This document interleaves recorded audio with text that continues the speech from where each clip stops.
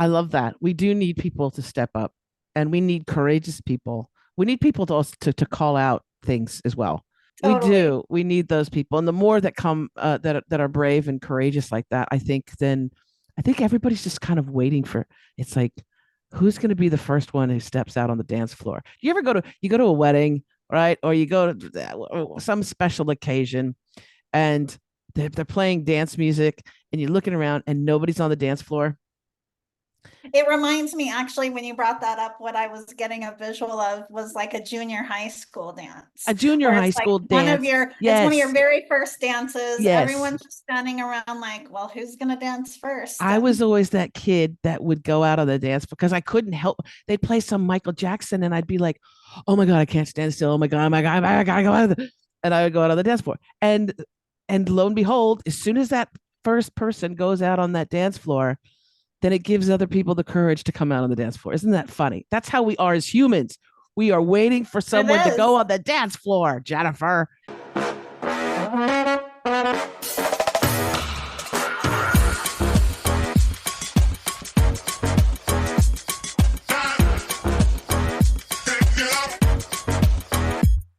Welcome to Out of the Box with Christine. Are you willing to step into your greatness? Are you ready to shine? Well, get ready, Truth Seeker. You're in for an amazing ride. And now, here's the host of the show, Christine Blosdale.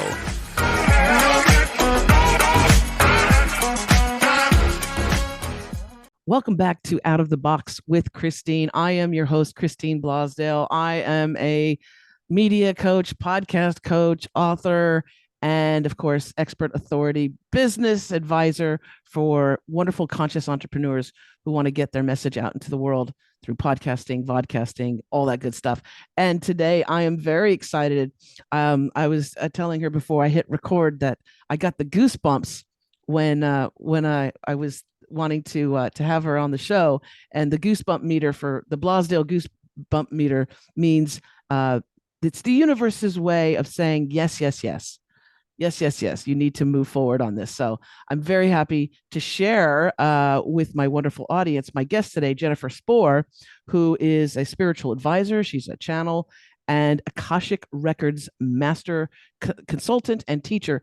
And she also helps business owners navigate the world and share their true gifts with the world around them and find their soul's purpose. And so I'm very happy to have Jennifer on Out of the Box. Welcome. Thank you so much. And what an amazing, tremendous welcome. I have goosebumps. I'm super Well, excited that's for good. this conversation. We're going to have so much fun. We are, because this is one of my favorite topics. So I'm very, very happy to have you on. Now, I like story, and I think your story is quite relatable and something that I would love to have you share. You haven't always been in the Akashic Records business, have you? You had a sort of a bit of an epiphany one time in your life, didn't you? Yeah, I love this question because I believe that we have several epiphanies. There are several, you know, journeys of evolution that we go through, catalyzers, however we want to word those. But yes, there was an initial kind of flipping on the light switch Yeah. sort of story. So I've been doing this work for several years now, but before that, I was living a life that, where traditional society teaches us essentially what it means to achieve success. I had checked many of those boxes off the list. I worked in retail, actually in the retail industry for a really long time, and I loved it so much. And it turns out, part of the reason why was because I love helping people so much. I like to often say that in that time of my life, I was like dating my purpose, but not, like totally married to it. Unknowingly for a while. But anyways, um, I established a really successful career and basically just reached a place in my life where I wasn't feeling challenged anymore as much, and which I've always been I'm a huge student of life, and so I also felt like I wasn't making as much of a difference. And I would say that's really when I started to wonder, what's next? Like the fog started to lift. I didn't take action right away, though, big action. What I did do right around that time was started to kind of on the side embark on this journey of rediscovering who I was, because I also realized I didn't really know who I was, because or not anymore, at least at that point, because I was on all of the time in my job and my career. And when I wasn't doing that, I was directing all of my time more around what friends or family wanted to do. And so at the end of the day, it was like, wow, like, what are my values these days? What are my desires and what do I want? And I've also been very intuitive and very sensitive and gifted in that way as well. So at that time, I started doing some deeper exploration. It was actually about a year and a half after that. I was still in the same career, and my mom was diagnosed with terminal lung cancer. And there was a time, it was a very challenging journey. That could be a whole episode of itself, but to say there was a time, I was flying back and forth to be with her as much as I could and to help out my family as much as I could. At the time, I was living on the East Coast in the United States, and my mother was living where I live now in Idaho, which is basically on the opposite end of the country. So there was a defining moment, which was my catalyzer, which was my light switch flipping on. And I was sitting at her bedside. This was just days before she passed. And my phone started blowing up from my work at the time. And it was an issue, some kind of issue that was happening that needed to be resolved. And so once again, and it could have been for the 100th time or the 1,000th time, I don't know, but I was being given an opportunity to choose, am I going to be fully present to what was happening there? Or am I going to choose to be fully present with my mom, which by the way, I actually think that was the last time that I saw her. That was the last visit. And so it was in that moment that I made the decision that I was done allowing myself to feel like I was stuck in my life. Essentially, my courage exceeded my fear in that moment. And I had no idea what was in front of me beyond that moment. I just knew that I needed to change, that I needed to make a big change. And so it was shortly after that time that I ended up voluntarily stepping down from my career, because during that time, remote work wasn't a culture, you know what I mean? And I was living so far away. And after my mom died, I wanted to be physically closer to where my remaining family was. So I ended up stepping down from my career, and much like the lyrics of a country song, literally rented out my house, packed up my car, and headed out west, drove across the country by myself in like 4 days. That's a whole other story. And it was really awesome and freaking liberating as hell.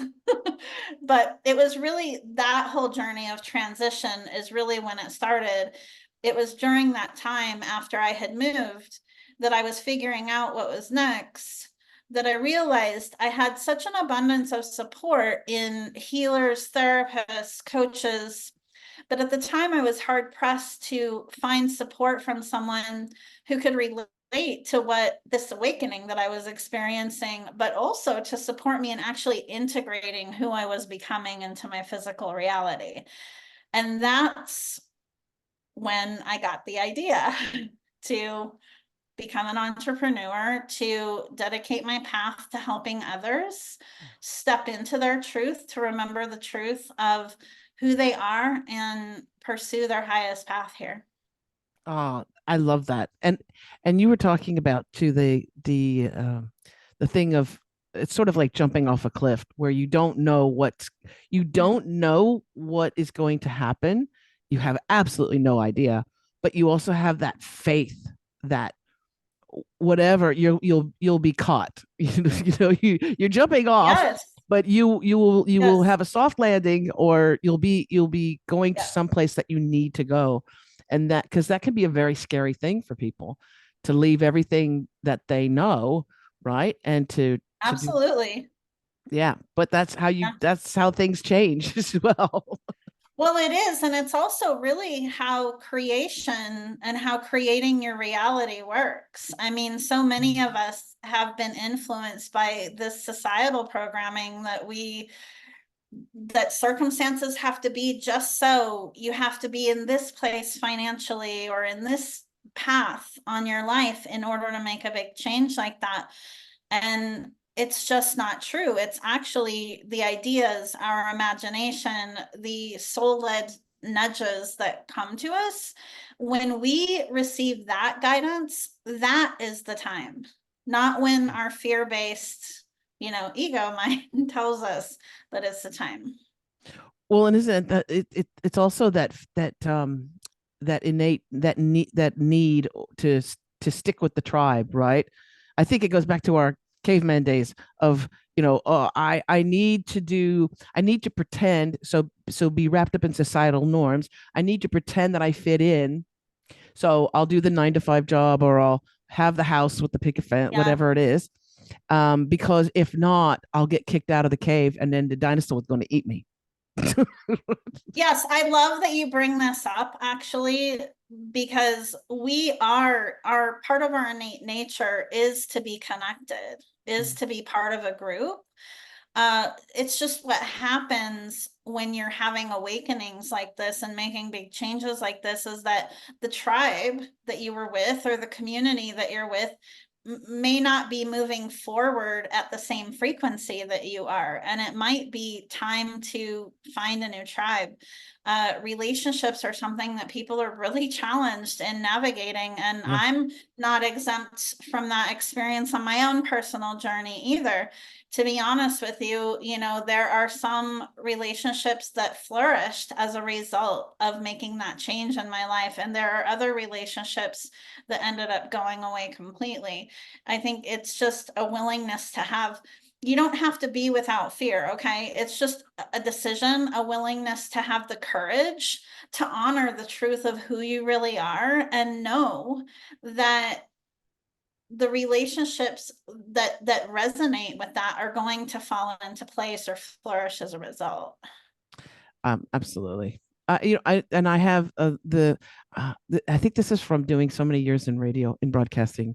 Um, I have I can hear the audience, right? I can hear the audience with questions, and the question is, but how do I know who I really am? How do I know what I'm here for? How do I know what my life's purpose is? Now, that's a very large quadrillion-dollar question. But I'm hearing it in my head as like the audience is going, yeah, but how do I know? So I'll offer this to you. Yeah, that's a great question. The easiest indicator is follow your joy. It is not a cliche saying. It's actually very true.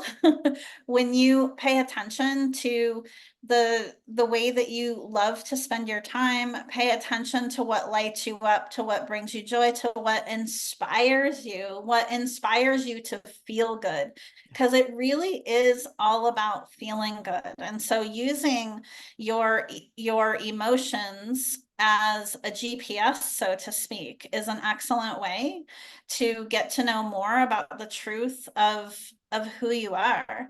And you're also a divine creator being, right? Like, you're here to create, and joy is synonymous with creatorship. So use your joy GPS.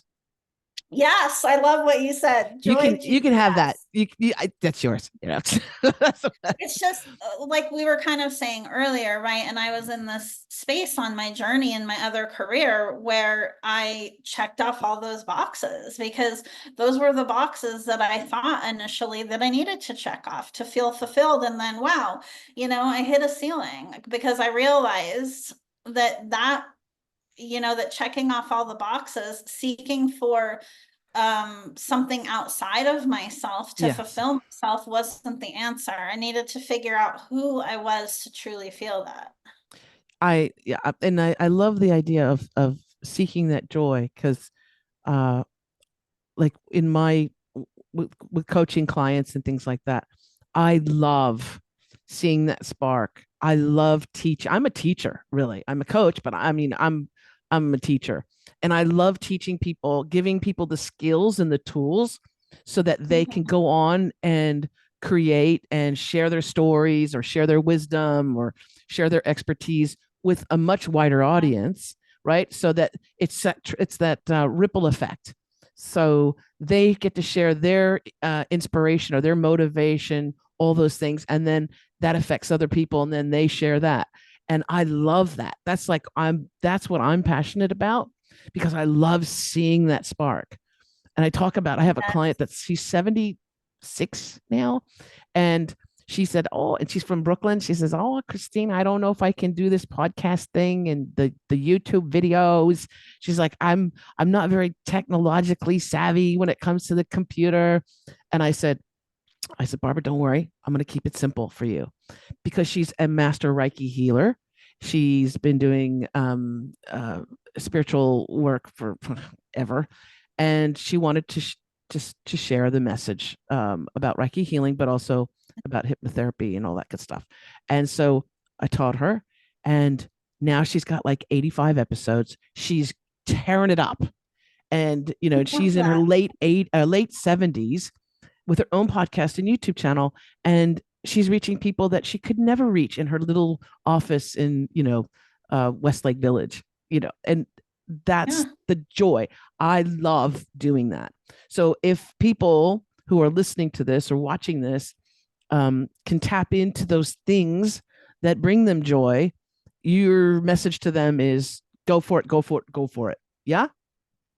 Yes, absolutely. And I'm sure everyone, at least listening here, has already noticed. I mean, a lot of the societal structures that many of us have known to always be true are crumbling. There are so many big shifts and changes happening into the world, I mean, and did some of those structures really ever flow or work that well to begin with?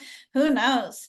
But one thing is for sure is that nothing happens at random. And if you're living here during this time and you're listening to this podcast episode and you're being called to something and you know that it lights you up, know that that is like your green light to go for it, because we need you, we need people like you, we need people who have the courage to Mm, step forward and to show up as their authentic selves, to lead the yeah. way forward.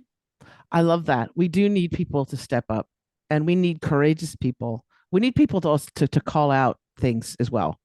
Yes, To be those brave souls that go, you know, I see the guy, I see the wizard behind the curtain, right? We need totally, those people. We totally. do. We need those people, and the more that come that are brave and courageous like that, I think everybody's just kind of waiting for. It's like, who's going to be the first one who steps out on the dance floor? You go to a wedding, right, or you go to some special occasion, and they're playing dance music, and you're looking around, and nobody's on the dance floor. It reminds me, actually, when you brought that up, what I was getting a visual of was like a junior high school A dance, junior where high it's like school dance. it's one of your Yes, very first dances. yes. Everyone's just standing around like, well, who's gonna dance first? I was And always that kid that would go out on the dance because I couldn't help. They'd play some Michael Jackson, and I'd be like, "Oh my god, I can't stand still. Oh my god, I gotta go out." And I would go out on the dance floor, and lo and behold, as soon as that first person goes out on that dance floor, then it gives other people the courage to come out on the dance floor. Isn't that funny? That's how we are as humans. We are waiting for it someone to go is. on the dance floor, Jennifer. I remember it being in junior high. I remember the person that I danced with for the first time, and I remember the song. And guess what song it was? What? Whitney Houston, How Will I Know? I love that's such a great song. So do I. She's such an angel. Oh my gosh. That is so funny. Yeah. Now let's, because I know another question I'm getting telepathically from the audience is, you mentioned earlier this word called Akashic, and you said Akashic Records. What the heck is Akashic Records? Would you mind sharing what the Akashic Records are, and maybe even better, does everybody have an Akashic record, or is it just a select few? Yeah, that's a great question. So everybody has Akashic records. Very simply, the Akashic records are your soul's record. And very, to put into more like kind of earthy sort of human speak, it's like the library for your soul, right? So your soul is eternal. Your soul has all of these multi-dimensional experiences, different lifetimes, past, present, and future. All of those experiences are essentially recorded in the Akasha, which is the collective consciousness, and then each individual being has their own records. So that's, in very simple terms, what they are. Everyone has them. Everyone can access them. I've studied a lot of different modalities, Reiki, light body work, and such. And the Akashic records are really beyond a modality because they're an aspect of you. They're a part of you. And so it's very empowering to know that you literally can have access to this limitless storehouse of information for your soul. In all my years of experience on my own personal journey and that of working with clients, the Akashic records are one of the most direct paths to ascension and growth. It's kind of like taking a shortcut, right? It's like, because right. as humans, in a lot of times in our day-to-day reality, again, we can be influenced by programming that tells us, oh, your growth and that your journey to change has to feel difficult, and it has to feel hard, and it has to feel like it takes a long time. And that's not true.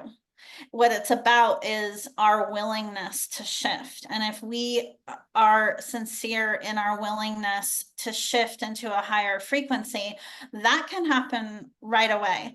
I mean, I work with, clients in longer term mentorship containers, but I also do a lot of just single Akashic records reading sessions.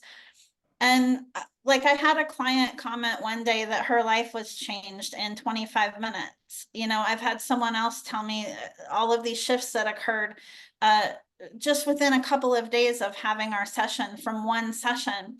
That's just to illustrate that when you are setting the intention and you're willing and open to receive and open to make the shift, working in your records directly at a soul level, you can literally set an intention to manifest something, and it can happen. It's like collapsing space and time. It's amazeballs. It's a baseballs. I just love that word. I had to like throw that Well, in there. because I think, like, as you were saying, that the the framework is, oh, you need to work harder, you need to work, it's going to take a long time, you need to go sit on a mountaintop in a, lotus position. uh but the idea that there's that direct connection that we have to who we are, our soul, our Yes. soul's purpose, our lives, or not just our past lives, our future lives, all those different things that are running, together. I love that you say that it's not. And because sometimes we can think, as human beings, we think linear, right? We think, Yeah. you got to start here, like the navman thingy, like the navigator thing. Here's point A going to point B. It's going to take you X amount of hours, and how many miles or kilometers you're going to travel in order to get there. Yeah. And that's not true when it comes to your Akashic records, right? That's not the way it has Exactly, to go. because linear time, and that only exists on the earth plane. Like, beyond this physical 3D reality, everything past, present, and future that as humans we perceive as past, present, and future is all happening in the now. Our existence is multi-dimensional. See, right there, you blew some people's spark plugs. They were like, what do you, wait a second. My past and my future and my present is all playing out at the same time.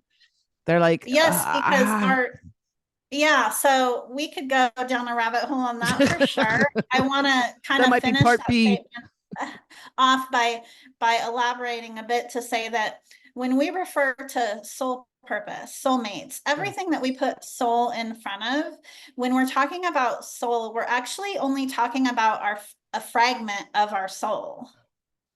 So we have an oversoul, right? And then our soul, there are all these fragments of our soul that is out in the akasha, out in the consciousness, having all of these experiences. So when I'm saying past, present, and future, and everything is happening in the now, that's in kind of more simpler terms. That's what I'm talking about. I was someone many years ago gave me a reference and it helped me too. Is like in the olden days, we used to have record players. Oh, and I know, I miss those. yeah, and it's and on the spindle, and it used to be even you could stack records. So like if you wanted to play, one piece of vinyl, you play that, and then when the song, when the album is over, the needle goes back, and then another record would come and on top of it. Mhm. And it doesn't negate that there is still a record underneath it, but then there's a record. So the idea was that all of these different things are sort of all together, even though the needle is maybe at this moment playing that particular record. Does that make Yeah, sense? is exactly. that, is that a good Just like analogy, or is that like is that no, too it's a old of good an analogy? analogy. It's a good analogy because even within, this current lifetime that your soul is experiencing, this fragment of your soul, there are limitless dimensions that exist within that, right? That reflect different paths that you can choose based upon your own free will. So Yeah. you can see how each one of us is truly limitless in our choices and what we can create. I love that. Wow, what a cool It job you is have cool. too, helping people with that. So It's so fun. so so with the work that you do, so people can have a session with you and just go over their Akashic records, dive into that, but then they also can have a longer working relationship with you. I would think too that you could help them, not with their personal life, but also their business life, is also like helping them with their careers and the things that they're doing, tapping into some of that soul power. I would assume. Yeah. Absolutely. Yes to all of that. So my mission and purpose, just all encompassing, is supporting people, and mostly women that I work with, in finding their truth, remembering the truth of who they are, and aligning to that timeline, right? So the highest purpose and mission that they're here to fulfill, whatever that calling is for them. And that could be, and sometimes it is, I call it soul-led business. Sometimes it's I work with a lot of business owners, probably 70% of my clients. And then there are also people that calling could be a book. That calling could Right. be any other number Creating a of things, podcast. right? Exactly. Creating a podcast.